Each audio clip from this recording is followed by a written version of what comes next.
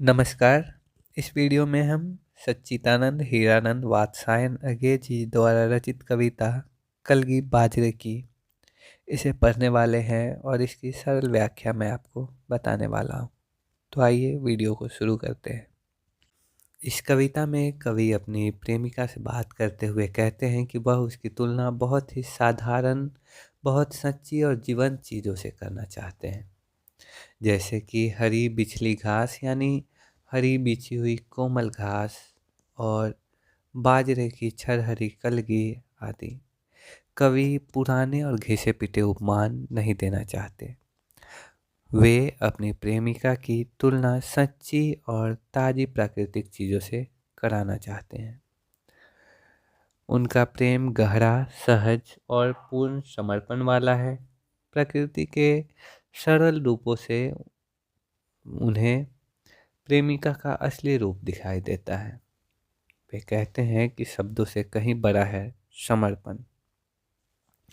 आइए मैं इस कविता को पढ़ता हूँ और फिर इसकी व्याख्या को आपको बताता हूँ।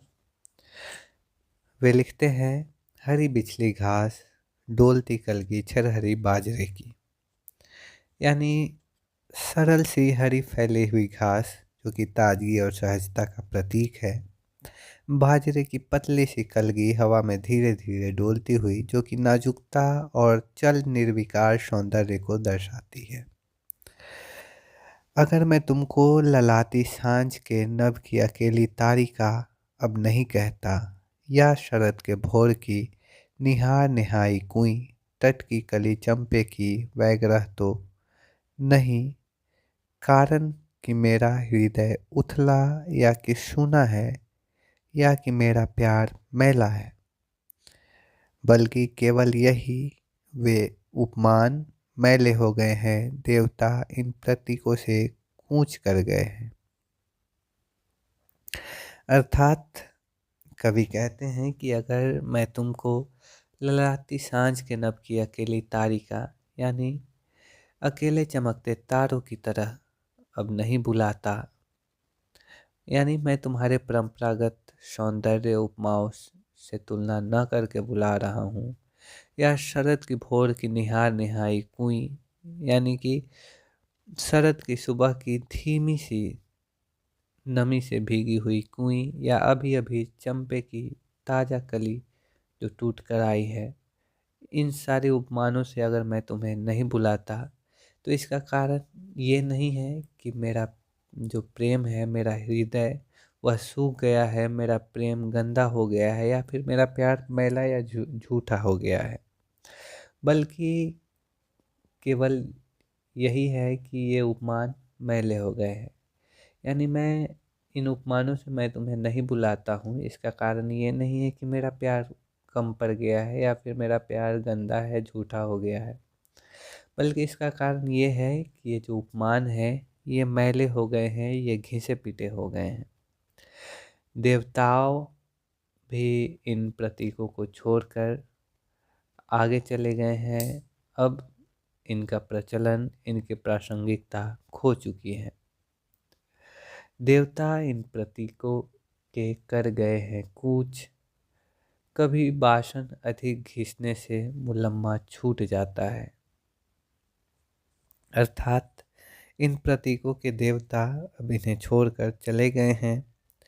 जिस प्रकार बासन यानी बर्तन को अधिक खींचने से उसकी मुलम्मा यानी चमक समाप्त हो जाती है, ठीक उसी प्रकार इन उपमानों का अत्यधिक उपयोग से ये घिसे पिटे हो गए हैं, इन पे धुंध लग गई है, इनकी चमक समाप्त हो गई है। इसके बाद कवि लिखते हैं कि मगर क्या तुम नहीं पहचान पाओगी तुम्हारे रूप के, तुम हो निकट हो इसी जादू के, निजी किस सहज गहरे बांध से, किस प्यार से मैं कह रहा हूँ।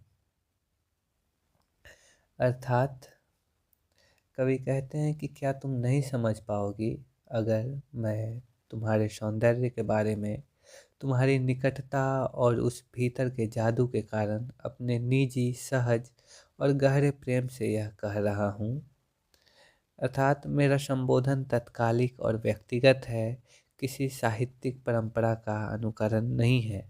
अगर मैं ऐसा कहूँ तो क्या तुम नहीं समझ पाओगी?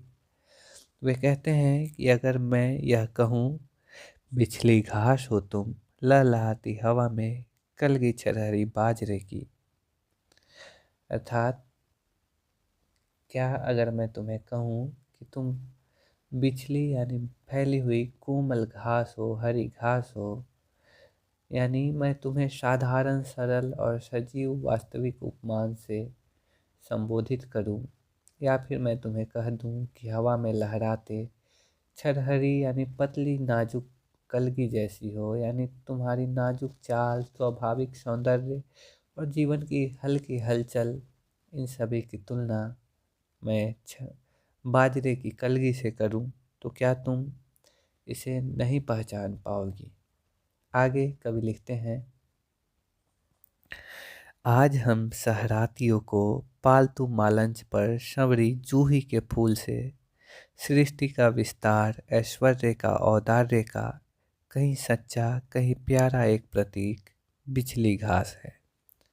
यानी आज के शहरवासियों के लिए जो बगीचे में संवरे हुए जूही के पारंपरिक पाले पोसे फूल होते हैं, यानी जो शहर की कृत्रिम सजावट होती है, सौंदर्य होती है, उससे कई गुना अच्छा सृष्टि के विस्तार का ऐश्वर्य है। यानी उसे कई गुना अच्छा ये बिछली घास है, जो सृष्टि के विस्तार का ऐश्वर्य है, औदार्य है। यह कहीं सच्चा और ज़्यादा प्यारा है।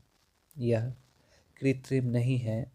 कवि यहाँ सजीव, सहज और स्वाभाविक प्रतीक में सच्चा सौंदर्य को दिखाने का प्रयास करते हैं।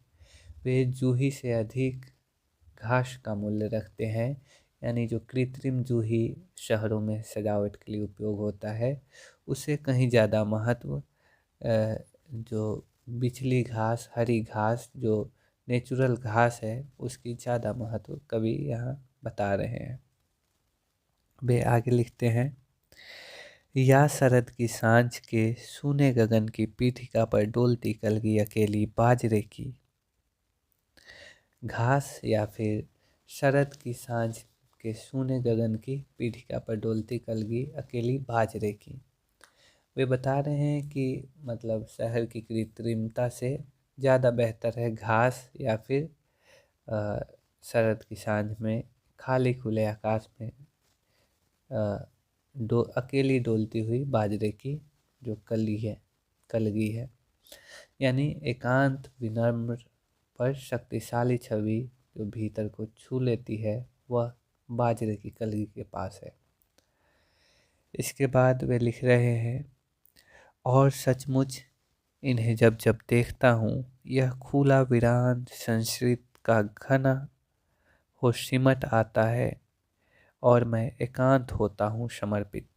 यानी जब भी मैं इन सरल दृश्यों को देखता हूँ, तो यह खुला व्यापक संसार संकुचित, गहरा और अधिक समृद्ध प्रतीत होने लगता है। अर्थात साधारण दृश्य भी मन में विशाल और अर्थ स्थल संकुचित कर देते हैं, भावनाएं गाढ़ी हो जाती है और मैं तब एकांत में पूरी तरह समर्पित हो जाता हूँ। अर्थात प्रकृति के उस क्षण में कवि का पूरा आत्मसमर्पण होता है, प्रेम और भक्ति का मिलन हो जाता है। अंतिम में कवि लिखते हैं कि शब्द जादू है, मगर क्या यह समर्पण कुछ नहीं है? वे बताते हैं कि शब्दों में जादू है, वे भाव जगाते हैं, वे भाषा की शक्ति को यहाँ बताते हैं। पर शब्द तो जादू है, लेकिन मेरा जो समर्पण है उसका कोई महत्व नहीं है। यहाँ कवि प्रश्न करते हैं कि मेरा जो समर्पण का भाव है, क्या यह अर्थहीन है? क्या इसका कोई मूल्य नहीं रह गया है? इस प्रश्न के साथ कवि इस कविता का समापन करते हैं। और कवि कहते हैं कि पुराने घिसे पिटे उपमा अब प्रभावहीन हो चुके हैं, इसलिए वे अपनी प्रेमिका की तुलना प्रकृति की सरल और ताज़ा वास्तविक प्रतिमाओं जैसे कि हरी घास, बाजरे की कलगी से करते हैं। और यही सहज उपमा उनके गहरे प्रेम और समर्पण की सच्ची अभिव्यक्ति है। इस प्रकार इस कविता की व्याख्या मैंने की। आज आशा करता हूँ आपको समझ में आई होगी। आपके पाठ्यक्रम में और भी जो रचनाएं संकलित है उन सभी पर वीडियो बनाई गई हैं, जो कि हमारे चैनल पर प्लेलिस्ट में उपलब्ध है। आप उन्हें वहां से देख सकते हैं।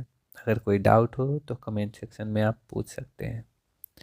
बाकी वीडियो अच्छी लगी हो तो लाइक कीजिए, अपने दोस्तों के साथ शेयर कीजिए। फिर मिलते हैं अगले वीडियो में। धन्यवाद।